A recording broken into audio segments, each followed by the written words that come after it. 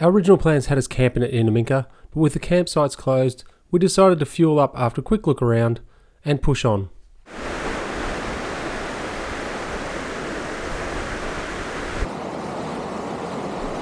Anytime we go anywhere, Lisa's always looking for pelicans. They're her favourite bird, and she was ecstatic to see them on the Cooper.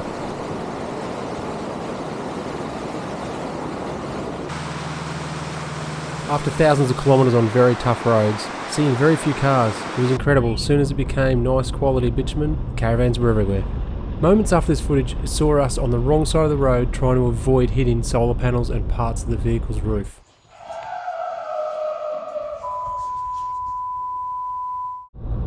It's incredible how quick this trip could have been over. Yeah, whatever these electricals are now, it's a bit of it insane because there was electrical There's cables hanging out. cables hanging out, yeah. There's a good chance. At least 7 to 10. Wow. Maybe even 8. Do you want to stop and get some of this? Is this the Cooper? Must be.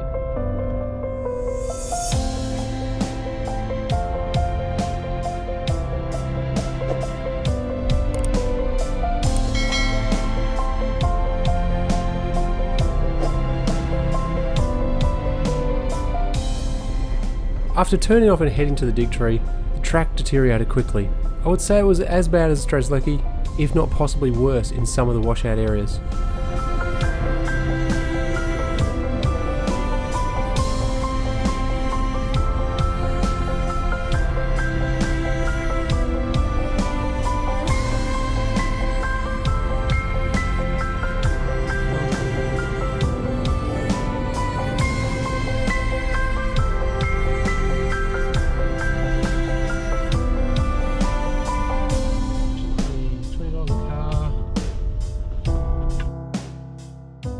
So this is the location of the famous Burke Wills dig tree.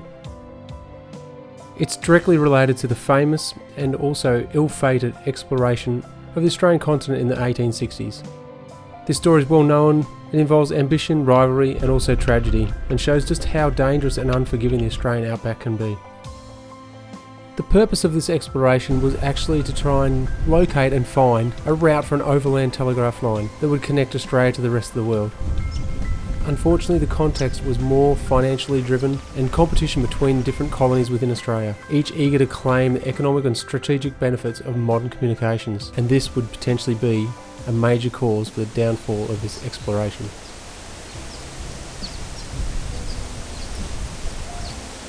So this expedition started out with Burke Wills plus 17 other men and approximately 2 years worth of food. Burke made some very questionable decisions during this entire expedition. Burke Wills actually made it to the Gulf of Carpentaria along with Charlie Gray, but by the time they got there they were extremely sick. With over 2/3 of their food gone, they turned to head home. During the return trip, Gray, who was also gravely ill with dysentery, was caught stealing food. There's reports that Burke beat the man so badly that it possibly contributed to his death, but this was never proven.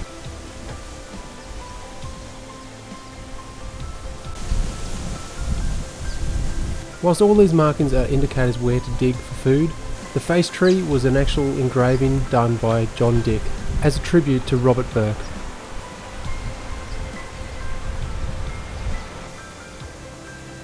It is certainly a fascinating chapter in Australian history, which is marred by tragedy and darkness. There's so much more to this story. We'll do a much more in-depth video in the future.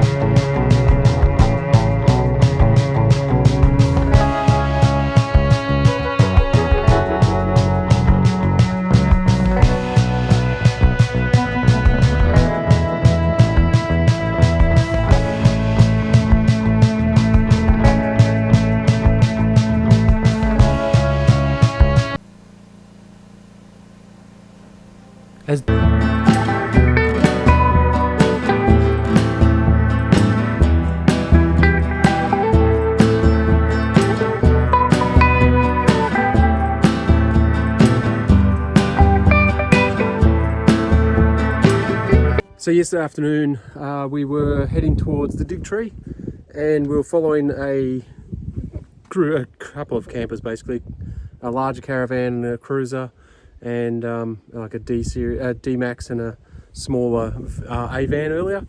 We passed the A van and we're lining up behind the bigger camper, or the bigger caravan and the cruiser. As you know, you've got to sort of plan your moves, so it was a very long straight, so I was kind of winding up behind them, ready to pull out behind this road train. And as the road train went past, it's basically the force of the wind has ripped off both of his solar panels, part of his roof, etc. as well. And of course, we just turned the GoPro off, which is Murphy's Law. I ended up on the right hand side of the road, almost in the gravel, to avoid everything that was coming off the back of his car. Didn't realise at the time, but what's actually happened is it's actually torn the Anderson plug from the amount of articulation at 100 kilometres an hour. It actually ripped the Anderson plug out, and that's what we pulled up to camp with the remaining. Not only had it done that, but it also had tripped the actual circuit breaker on our mains. So our fridge had been off basically all day, which we didn't realise. Thankfully, we've got a very good fridge, and it was not as cool, but it was still very cold.